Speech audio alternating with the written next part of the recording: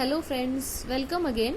तो हमारी last video में हमने कुछ डेफिनेशंस पढ़ी थी यहाँ पे सेट थ्योरी की, subsets, intervals, universal sets, power sets.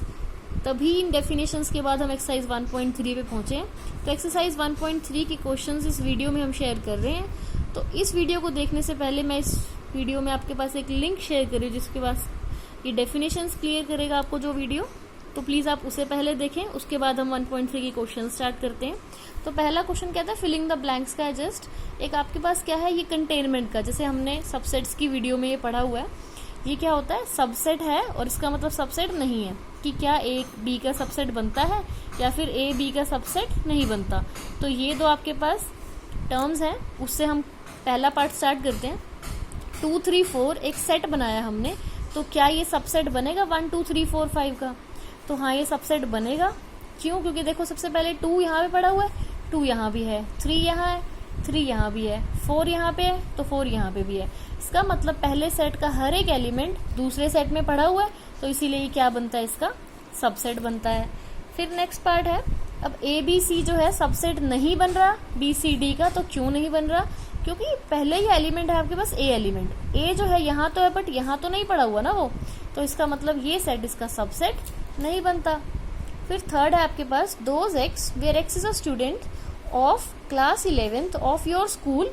चलो पहला सेट हम बना लेते हैं। इसका क्या मतलब हुआ, आपके स्कूल में ये जैसे आपका स्कूल के सारे स्टूडेंट्स हमने डाल दिए इसके अंदर पड़े हुए हैं। और दूसरा सेट है those x where x is a student of your school, जो हमने यहाँ पे बना लिया, मतलब आपके स्कूल के सभी स्टूडेंट्स। और पहला सेट था स्कूल के सभी स्टूडेंट्स में से वो जो 11th क्लास में है, तो है तो वो भी स्कूल का ही हिस्सा, तो इसके अंदर ही पड़े होंगे ना कहीं। तो इसका मतलब पहले वाला सेट दूसरे का सबसेट बनता है। फिर फोर्थ पार्ट है those x where x is a circle in the plane, और second set is those x where x is circle in the same plane with radius 1 unit. तो अब इसमें ध्यान दें, अगर हम मान लो जैसे मैंने यहाँ पे बनाया हुआ 2.5 यूनिट का मान लो कोई सर्कल ड्रॉ करा रेडियस लेके, या 3 रेडियस लेके हमने एक सर्कल ड्रॉ करा, तो अगर इन चीजों को आप ध्यान से देखो, और दूसरी तरफ है आपके पास सिर्फ 1 यूनिट रेडियस का एक सर्कल, तो ऑफ कोर्स ये चीज इसके अंदर नहीं बिलोंग कर रही। पहली चीज तो क्या है, आपके पास हर एक तरह के सर्कल जितने भी आप प्लेन में ड्रॉ कर सकते हो, और दूसरी चीज कह रहे हो लिमिटेड है, उतने ही आपने सर्कल्स लेने हैं जिनका रेडियस 1 हो, तो ये सेट इसके अंदर बिलोंग नहीं करेगा। फिर नेक्स्ट फिफ्थ पार्ट है those x where x is a triangle in the plane, और दूसरा आपके पास those x where x is a rectangle in the plane. तो सबसे पहला सेट तो क्या कह रहा है, ट्राइंगल्स हैं, तो इसके अंदर हमने सारी ट्राइंगल्स ले ली, और दूसरा ले लिया रेक्टेंगल, तो हाँ ये इसका सबसेट नहीं बनता, क्योंकि ट्राइंगल्स रेक्टेंगल्स के अंदर आपके पास बिलोंग नहीं करती। ट्राइंगल्स एक अलग आपके पास फिगर है और रेक्टेंगल्स की अलग है। अब नेक्स्ट एग्जाम्पल है इसके अंदर जो 6 इसको और क्लियर करता है कि those x where x is an equilateral triangle in a plane. अच्छा, इसके अंदर तो हमने इक्विलेटरल, इसका मतलब समबाहु, जिसकी सभी भुजाएं समान होती हैं, बराबर होती हैं, वो सारी त्रिभुज उठा ली हमने, जो कि क्या है आपके पास समबाहु है, इक्विलेटरल ट्राइंगल्स ले ली। और दूसरी तरफ क्या कह रहे हैं, those x where x is a triangle in the same plane, और उसी प्लेन में किसी भी तरह की ट्राइंगल, किसी भी मतलब आप कैसे मर्जी बनाओ, इक्विलेटरल हो, राइट ट्राइंगल हो, स्केलन हो, कैसी मर्जी भी हो, तो इक्विलेटरल ट्राइंगल किसी भी ट्राइंगल का एक हिस्सा बनेगा। तो इसका मतलब ये सेट इसका सबसेट बनता है कि एक तरफ तो आपने क्या करा, सिर्फ ही इक्विलेटरल ट्राइंगल्स रखी, और दूसरी तरफ आपने रखी सभी तरह की, जितनी भी तरह की ट्राइंगल्स आप बना सकते हो, तो पहला सेट दूसरे सेट का हिस्सा बनेगा। फिर नेक्स्ट है आपके पास 7th part those x where x is an even natural number, और दूसरी तरफ है एक्स इज एन इंटीजर। तो अच्छा, अगर हम यहाँ पे नंबर लाइन ड्रॉ कर लें तो नंबर लाइन से हमें समझ आता है कि ज्यादा क्लियरली हो जाता है। 0 1 2 3 4 इस तरह से बढ़ाओगे, और यहाँ पे आप क्या लिखोगे, -1 -2 -3 -4 ऐसे ही घटाते रहोगे। तो पहला सेट था इवन नेचुरल। अच्छा, इवन नेचुरल में क्या आएगा, 2 आएगा, 4 आएगा, 6 आएगा, 8 आएगा, ऐसे आएंगे। और इन टीचर्स में तो ये सारे पड़े हैं जो मैंने इसके अंदर ड्रॉ किए हैं, या फिर इसके बाद 5 6 7 एंड सो ऑन, यहाँ से -5 -6 and so on.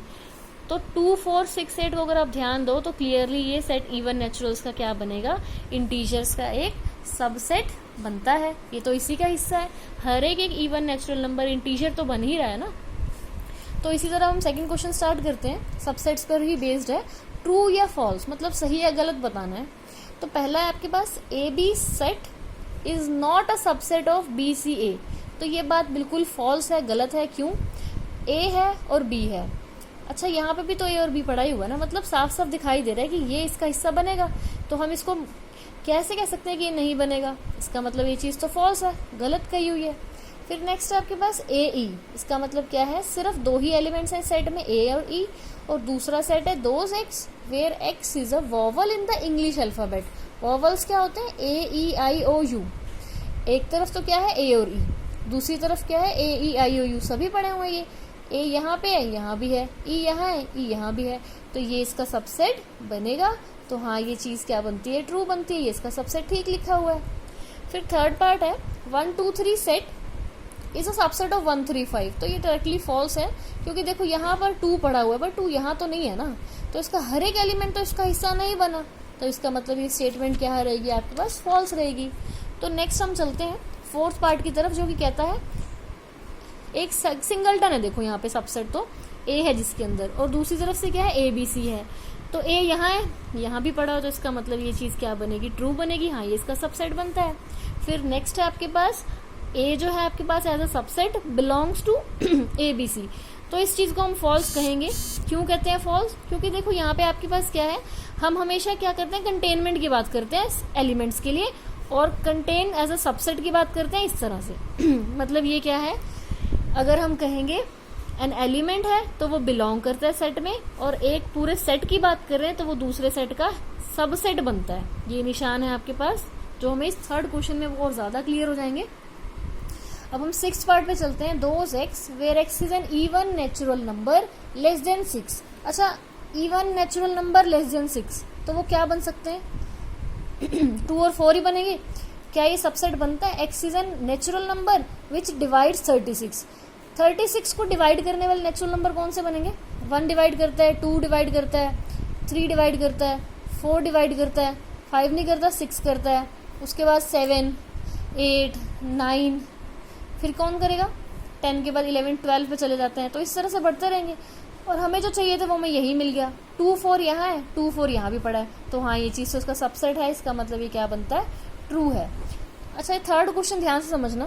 Third question में क्या है? पहले एक ए सेट दे रखा है, ध्यान से देखो किस तरह का है। उसके अंदर एलिमेंट्स पड़े हैं 1 2, एक सेट पड़ा है इसके अंदर जिसके अंदर एलिमेंट्स है 3 4, और एक एलिमेंट आपके पास 5। तो अगर हम ध्यान से देखें 1 2 3 4 एज अ सेट और 5, ये 4 चीजें क्या हैं? ए के एलिमेंट्स हैं, ए का ही हिस्सा है। हमें बताना है इसमें कौन सी चीजें इनकरेक्ट है इन पार्ट्स में से, और क्यों है। तो पहली चीज देखो, पहली चीज क्या आपके पास? 3 4 एज अ सबसेट कंटेन जा रहा है ए के अंदर। तो अब ये चीज इनकरेक्ट है, क्यों है? और इसकी दूसरी चीज देखो 3 4 बिलोंग करता है ए में, ये करेक्ट है। अब वही बात जो मैंने स्टार्टिंग में बोली थी कि 1 2 3 4 5 ये क्या है? ए के एलिमेंट्स हैं। तो अगर हम इस चीज को ध्यान से देखें, सिर्फ निशान का फर्क है, जो मैंने आपको भी सेकंड क्वेश्चन में बोला था, आपको थर्ड में ज्यादा क्लियर होएगा। यही चीज है यहाँ पे देखो। अब 3 4 एक तरह से क्या है? ए का एलिमेंट तो है, लेकिन ए का सबसेट नहीं बन रहा हो। सबसेट, अब यहाँ पे देखो हमने क्या करा सबसेट बनाने के लिए, थर्ड पार्ट कहता है, जो कि बिल्कुल करेक्ट है, कि 3 4 एक एलिमेंट था, उस एलिमेंट का सेट बनाया, तब वो क्या बनेगा? ए का सबसेट बनेगा। तो पहले 3 पार्ट हम दोबारा से देखते हैं। ए में क्या था? 1 एलिमेंट पड़ा है, 2 एज एन एलिमेंट पड़ा है, 3 4 एक एलिमेंट है, और 5 भी एक एलिमेंट है। तो 3 4 सेट तो नहीं है ए का, ये तो सिर्फ एक एलिमेंट था ना। हाँ, तो बिलोंग कर रहा है, एक एलिमेंट है। लेकिन उसी एलिमेंट को अगर आप करली ब्रेसिस के अंदर डाल दो, मतलब उसका सेट बना दिया, तो सेट्स क्या बनते हैं? सबसेट ही बनते हैं ना आगे सेट्स के। तो हाँ ठीक है, ये एज अ सेट ए में जा रहा है। फिर वही चीज यहाँ पे 1 बिलोंग करता है ए में, तो हाँ ये ट्रू है, 1 तो बिलोंग करता है। और फिर अगर हम इस चीज को देखें 1 क्या सबसेट है, तो ये बात गलत है, ये इनकरेक्ट है, क्योंकि 1 सबसेट नहीं है। अकेला एक एलिमेंट सबसेट नहीं बनता जब तक उसका हम सेट नहीं बनाते। सेट में सबसेट की तरह ऐसे जाते हैं। और अगर इस चीज को देखें तो ये सिर्फ क्या है? बिलोंग करना, कि क्या 1 एक एलिमेंट की तरह ए में बिलोंग कर रहा है, तो हाँ वो तो करता है। तो ये कुछ चीजें हैं जो हमें ध्यान रखनी है इसके अंदर। इसी तरह से सिक्स्थ पार्ट है 1 2 5, क्या ये सबसेट है ए का? और उसके बाद दूसरी चीज़ है 1 to 5 क्या बिलोंग करते हैं ए में। देखो 1 लिया, 2 लिया, 5 लिया, उसका सेट बना लिया। वापिस चलते हैं और यहाँ पे भी क्या था, 1 है, 2 है, 5 है, 1 to 5। इसको मैं यहाँ पे दोबारा लिखती हूँ इसी चीज़ को, ताकि आपको अच्छे से और क्लियर हो जाए। 1 to 5 कंटेन, और यहाँ पे क्या था आपके पास 1 2 3 4 और ये हो गया 5। अच्छा अब देखते हैं इसको। अब क्या आपके पास 1 to 5 सबसेट्स की बात होगी, तुमने जैसे फर्स्ट क्वेश्चन में किया है। 1 1 में बिलोंग कर रहा है, 2 इधर बिलोंग कर रहा है, 5 इधर बिलोंग कर रहा है, तो हाँ ये क्या है, ट्रू है। तो ये सेट इसमें कंटेन कर रहा है। लेकिन वही चीज़ है, अब ये फॉल्स हो जाएगी, इनकरेक्ट हो जाएगी, क्योंकि वो बिलोंग नहीं कर रहा। हमने तो इसका सेट बना दिया ना, अलग से एलिमेंट सेट में बिलोंग कर रहे हैं, लेकिन ये तो एक सेट है, तो ये क्या बनेगा, एज अ सबसेट जाएगा। फिर last part, sorry 8th part है इसका, 1 2 3 क्या ये ए का सबसेट है, तो ये डायरेक्ट ही फॉल्स है स्टेटमेंट, क्योंकि 3 तो ए का एलिमेंट है ही नहीं, 3 नहीं जा रहा है ए के अंदर, तो इसलिए क्या बनता है, इनकरेक्ट। फिर आपके पास क्या, 5 बिलोंग्स टू ए, तो 5 कोई एलिमेंट नहीं है, इसलिए ये भी क्या हो गया, फॉल्स। लेकिन हर एक सेट का हम 5 को सबसेट कंसीडर करते हैं, 5 सबसेट तो है ये, तो ये चीज़ आपके पास क्या बन जाएगी, ट्रू। अगेन इसी तरह से ये क्या है, 5 का हमने सबसेट बना लिया, तो ये चीज़ फॉल्स है, ऐसा कुछ जरूरी नहीं होता। फिर 4th क्वेश्चन कहता है write down all the subsets of the sets. अच्छा ये चीज़ क्या है, एक बार दोबारा देखो, write down all the subsets of the set. तो ये हमने पिछली वीडियो में भी किया, ये सेम क्वेश्चन, जिसमें हमने आपके पास कार्डिनैलिटी से डिस्कस किया था। तो पहला क्वेश्चन है सिंगलटन ए, तो इसमें नंबर ऑफ एलिमेंट्स, अगर ये ए है, नंबर ऑफ एलिमेंट्स कितने, 1 है, तो 2 raised to the power 1 is 2।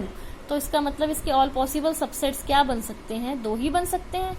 तो या तो 5 बनेगा, या ये खुद पूरा का पूरा बनेगा। तो ये 2 एलिमेंट्स इसके पावर सेट में चले गए। पावर सेट मतलब इसके जितने भी सबसेट्स आप बना सकते हो।